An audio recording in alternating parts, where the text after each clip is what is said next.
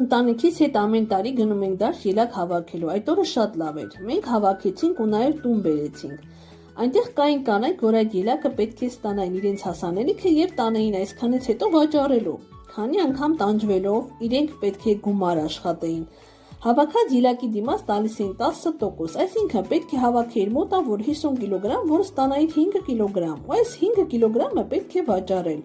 ամբողջ օրը նա ծախսեց ժամանակ, ֆիզիկական ուժ ու դրա դիմաց ստացավ շատ ցածր եկամուտ, իսկ ես հավաքում էի ելակը իմ ընտանիքի համար, այնտեղ ծանոթացա աղջիկների կանանց հետ ու առաջարկեցի զբաղվել ցանցային բիզնեսով, այդ մասին նրանք առաջի անգամ էին լսում ու զարմացան, որ այսպես աշխատանք գոյություն ունի ու մեծ սիրով որոշեցին համագործակցել, քանի որ հասկացան, քիչ ժամանակ ծախսելով ավելի մեծ գումար կարող ես աշխատել,